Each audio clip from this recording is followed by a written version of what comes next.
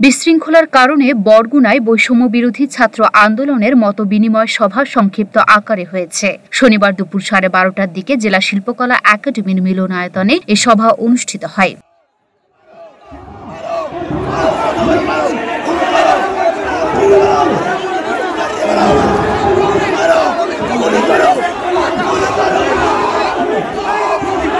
আড়াইশোটিরও বেশি design option নিয়ে Walton smart fridge, বোঝে আপনার প্রয়োজন।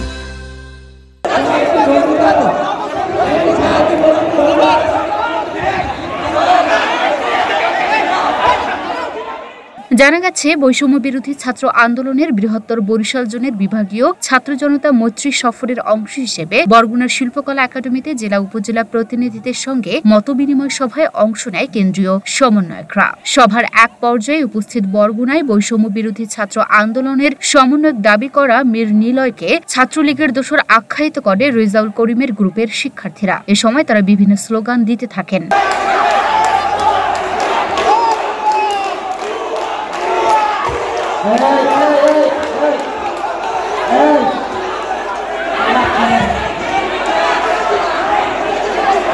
এক পর্যায়ে উভয় পক্ষের শিক্ষার্থীদের মধ্যে হাতাহাতি ও মারামারি শুরু হয়। পরে পরিস্থিতি বেশি খারাপ হলে স্থগিত হয়ে যায় মতবিনিময় সভা। আমাদের কেন্দ্রীয় সমন্বয়করা আসছে, আমাদের এই আন্দোলন খুব ভালোভাবে চলতেছিল।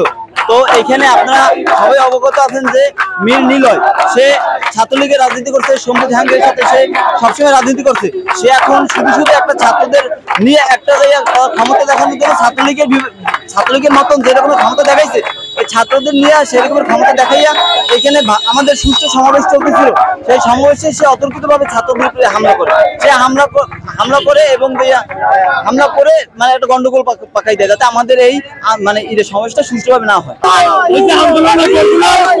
যারা শুরু থেকে শুরু করছিল তাদেরকে এড়িয়ে মীর নিলয় নামে ছেলেটি সে বিগত দিন থেকে ছাত্রলীগ করেছে। এমবু এবং শম্ভু জয় আপনারা যদি খেয়াল করেন, এবং সে ছাত্রলীগের সিবি জমা দিয়েছিল সভাপতি ক্যান্ডিডেট হিসেবে। এবং এই যে সাধারণ ছাত্রদের আন্দোলনকে ছিনিয়ে তারা একটা সমন্বয়ক সাজার চেষ্টা করতেছে। আমরা সবাই ছাত্র জনতা, সাধারণ ছাত্র এই ভুয়া সমন্বয়কদের প্রতিহত করার জন্য আজকে থেকে এসেছি।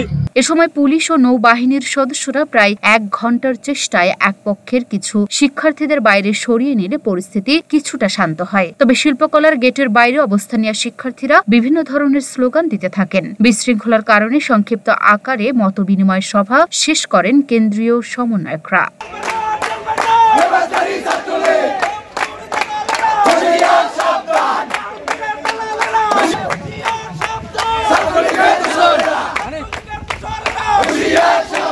যে বরগুনা মাটিতে যখন এক দফা আন্দোলন ঘোষণা হলো, 5 তারিখে কোনো আন্দোলন হয় নাই, এর পিছনে সব দায় ছিল এই যে নিলয় নামে যে সিলেটি ছাত্রলীগ করত।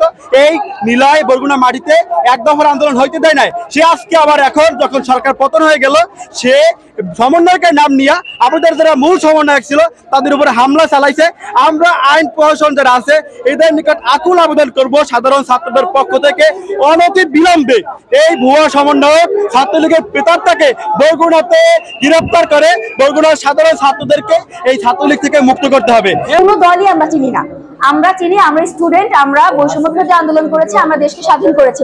আমার দেশে কোনো বৈষম্য থাকবে না, এটা আমি আপনাদের মধ্যে সবাইকে ক্লিয়ারলি বলে দিতে চাই যে আপনারা দয়া করে আপনাদের উদ্দেশ্যকে ভুলে যাবেন না। নিজেদেরকে সমন্বয় দাবি করে কোথাও প্লিজ দয়া করে কোনো অন্যায় দুর্নীতি বাড়াবেন না। আমার দেশে এমনিতেই দুর্নীতির অভাব নেই, আপনারা দয়া করে আর দুর্নীতি অন্যায় করবেন না। সমন্বয় আমরা সমন্বয় পথ পাওয়ার আন্দোলন করি নাই, আমরা আমাদের আসল উদ্দেশ্য ভুলে যাচ্ছি। আমরা এই দেশ সংস্কারের জন্য নেমেছি, আমরা যেন আমাদের দেশের উন্নয়নে কাজ করতে পারি। সবাই যে যার জায়গা থেকে প্লিজ আপনার দেশ সংস্কার করবেন। Luna Afroz, Nepal, Dhaka post.